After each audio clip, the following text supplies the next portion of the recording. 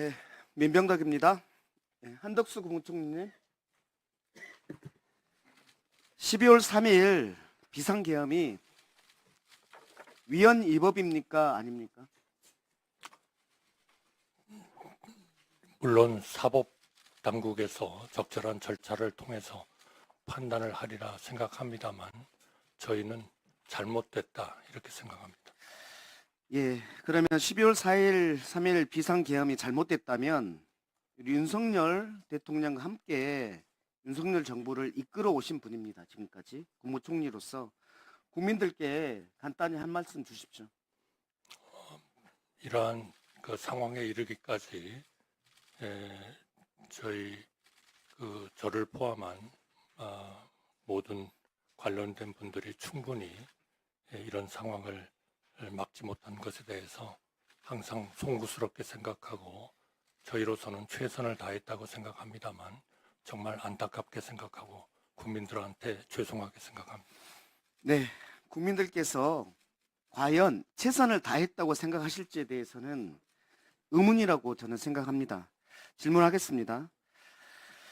12월 3일 계엄 때 각 부처 국무위원들을 불렀잖아요. 이때 대통령이 지시사항이라고 해서 A4에 담긴 지시사항을 주었습니다. 알고 있죠? 저는 그건 모르겠습니다. 제가 받은 바는 없습니다. 국무총리실은 안 받았습니까? 제가 받은 바 그러면 다른 분들한테 받았다는 얘기는 못 들었습니까? 못 들었습니다. 이후에도 못 들었습니까? 네, 못 들었습니다. 아, 그래요? 그러면은 각 부처의 이 문서들을 누가 작성했는지도 모르시겠네요. 네, 모르겠습니다. 네, 여기 잠깐 대통령실 와 계시나요? 우리 조상명 국정상황실장님 잠깐 수도해 주십시오.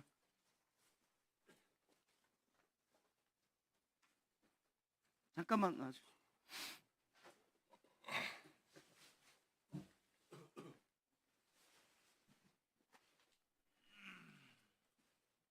네, 국정상황실장 조상명입니다. 예, 윤석열 대통령이 계엄 당시에 지시사항이라고 해서 A4의 문서를 각 부처 장관들에게 줬습니다. 그 문서를 대통령실에서 만들었습니까? 제가 아는 바는 없습니다. 대통령실에서 만든 게 아닙니까? 그거는 제가 모르는 사항이라서 전혀 모르는 상황이라는 겁니까? 답변을 못 드리겠습니다. 예, 알겠습니다. 들어가십시오. 예, 총리님, 각 부처에서 계엄 발표 직후에 부처별 모임을 했습니다. 알고 계시죠? 아마 상황을 관리하기 위해서 하지 않았나. 예, 각 부처별 모임을 했어요. 그래서 예를 들면 이상민 장관은 부처별 모임을 하다가 소방청장에게 전화해서 단전 단수를 하라고 그렇게 지시를 했습니다. 총리실도 부처별 모임을 했습니까? 부처별 모임이 아니고 총리실 모임을 했습니까? 제가 끝나고 나서 사무실로 복귀를 해서 관련 1차장, 2차장 그리고 관련되는 간부들하고 같이 상황을 점검하고 이 문제를 어떻게 잘 해결을 할 것인가 하는 것에 대한 논의를 했습니다. 예, 알겠습니다. 그리고 나서 계엄 해제된 이후에 언제 집에 가셨죠? 저는 4시 반에 국무회의를 계엄 해제, 비상계엄 해제 국무회의를 주재하고 예, 알겠습니다. 그리고 예, 집에 알겠습니다. 도착한 것은 예. 아마 한 5시 반. 예, 알겠습니다. 잠깐 스톱해 주시고요. 기재부 예산실장님 좀 나오십시오.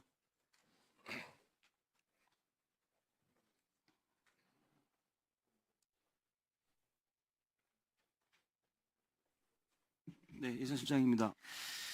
예, 윤석열 정부가 한국은행에서 지난 1년간 일시 차입한 금액이 173조고 이게 2011년 이후에 최대치입니다. 정부가 이때 지급한 이자는 얼마나 됩니까? 작년에? 제가 자세한 자료를 갖고 있지 않은데요. 네네. 2천억 정도입니다. 2천억. 그러니까 한국은행의 대정부 일시 대출금 제도라는 걸 알고 계시죠? 네네. 이게 뭐죠? 재정 자금의 일시적 부족을 일시적 자금 부족을 메꾸기 위해서 빌렸다가 갚고 하는 거죠. 네네. 그래서 작년에는 173조를 빌렸다가 172조를 갚고 지금 1조가 남아있는 상태고 그 이자를 2천억을 낸 겁니다. 한국은행에. 네네. 예, 그렇게 말씀드리고요. 이것은 결국 세수 부족 때문 아닙니까? 세시 부족 와, 뭐 직간접적으로 연계되어 있습니다만은 꼭 그 이유는 아닙니다. 네. 네, 알겠습니다. 네. 이게 무엇인지 아시죠? 개헌 당시에 윤석열 대통령이 최상목 부총리에게 A4에서 지시사항으로 준 문서입니다. 문서의 내용입니다. 첫 번째가 이렇게 돼 있어요. 예비비를 조속한 시일 내에 충분히 확보하고 보고할 것. 이렇게 돼 있는데 예비비를 조속한 시일 내에 확보할 수 있습니까? 예비비는 이미 확보되어 있기 때문에 충분히 확보란 말은 좀 말이 안 되는 것 같아요. 조속한 시일 내에 또 확보라는 게 예비비를 12월 달에 갑자기 확보할 수가 있습니까? 불가능합니다. 그렇죠. 네. 그러면 이걸 이 문서를 쓴 윤석열 대통령은 이 예비비를 그냥 호주머니 돈으로 생각하는 것 같아요. 빨리 확보해 하면은 확보할 수 있는 그런 돈으로 생각한 것 같습니다. 저도 이해가 안 됩니다. 두 번째, 국회 관련 각종 보조금, 지원금, 각종 임금 등 현재 운용 중인 자금 등을 완전 차단할 것. 이거 할 수 있습니까? 이것도 거의 현실적이지 않습니다. 국회에 있는 돈, 직원들한테 주는 임금까지 완전 차단할 수 없죠. 완전히 불가능한 거 아닙니까? 그렇습니다. 이거를 차단하면 국회를 마비시키겠다는 거 아니에요. 그렇죠? 세 번째, 국가 비상 입법기구 관련 예산 편성. 국가 비상 입법기구를 만들고 거기에 예산을 편성을 하는 거잖아요. 그렇죠? 그렇죠? 네네. 예산실장님, 이게 예산실장님의 업무이기 때문에 제가 뭐 여쭤보는 겁니다. 만약에 이 업무가 주어졌다면 이 돈을 확보할 수 있는 방안이 뭡니까? 지금 세 번째 예. 말씀하시는 건가요? 이건 새로운 항목이기 때문에 사실상은 예산 편성을 연도 중에는 할 수가 없습니다. 할 수가 없는 거죠, 아예. 네. 할 수 없는 지사항을 이렇게 한 거죠. 이거는 그러면은 경제를 모르는 대통령이나 또는 국방부 장관이 지시했다고 볼 수 있나요? 제가 뭐 판단할 수는 없을 것 같습니다. 네.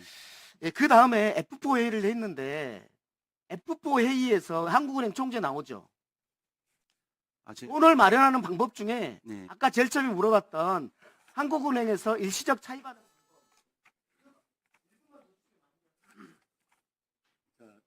오전에 좀 시간 지켜 주십시오. 네. 일시적 차입을 마련하는 방법이 있는데 그 방법으로 이 돈을 마련할 수 있는 거 아닙니까? 그거는 아까 말씀드린 대로 용도가 다릅니다. 우리 국고국에서 재정자금이 부족할 때 한은으로부터 조달하는 거와 지출에 충당하기 위해서 직접 연계되는 예산은 다른 얘기이기 때문에 맞지 않는 것 같습니다. 네. 갑자기 돈을 마련할 수 있는 정부가 갑자기 돈을 마련할 수 있는 방법은 한국은행에서 돈을 빌리는 그 방법밖에 없지 않냐는 자, 마무리해 주세요. 좀 다른 예. 얘기 같습니다. 네. 유롱철 의원님 질의해 주십시오.